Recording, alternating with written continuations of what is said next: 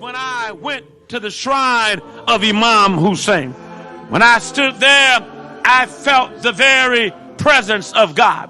I never shall forget when my wife and I stood there on the plaza, and I saw thousands of pilgrims standing there, lining up and weeping and wailing, trying to get in to be able to touch that holy tomb. And I did not realize until I walked in exactly the feeling that they had. When I walked in there, I felt the power of God descend upon me. I looked around and I saw people weeping and wailing. When I got close enough to the tomb, they said, if you're not a Muslim, we will not allow you to go in. But I stood there at the doorway, and I stood on the doorpost, and I put my hand on the door, because I said, if I can't go in, I can at least touch this place that houses this holy and this righteous man of God. And so I laid my hands. Oh, help me, somebody. I laid my hands upon the doorpost. And as I laid my hand on the doorpost, something came through my body. And I felt the power of God transcend to me. As I was standing there, tears began to stream down my face. And I felt a special connection with Imam Hussein. My wife on the other side, for the entrance for women, she did not get the memo that you're not allowed to go in. And so we went around on the other side looking for my wife. And I found out, to my surprise, she was inside the tomb, standing there weeping and wailing like everyone else.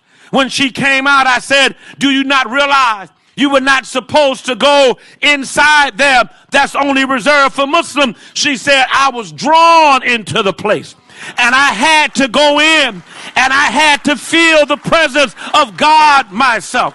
All I can say to you today, my brothers and my sisters, if you've never ever been to Kerbala, Iraq, you need to make plans to go now. Because while there in Kerbala, I never felt any fear. Before I went, there was a sense of fear as to what to expect in Iraq. Because all I had heard about was Saddam Hussein. All my church members had heard about was all the violence and terror there coming from Iraq. And the terrorists and the people there and all things in terms of Al-Qaeda. And yet when I got there to Kerbala, I did not feel any sense of fear. All I felt was brotherhood. All I felt was a sense of godliness. All I felt was a great strong embrace from the Muslim people there in Kerbala. They treated my wife and me as if we were dignitaries. They treated us with respect, and they embraced us. And so I charge you today, those watching on YouTube, those in this room here in Somerset, New Jersey, make plans now. Go to Kerbala, make your pilgrimage there, and then you can feel exactly what I felt. Then you will experience exactly what I experienced. Only one wish to visit Kerbala. People come to this land to visit Abba Abdullah. To visit Abba Abdullah. I only wish to be your servant, Mawla. I want to be the one to be your soldier. I will not forget the day of Ashura until our last breath.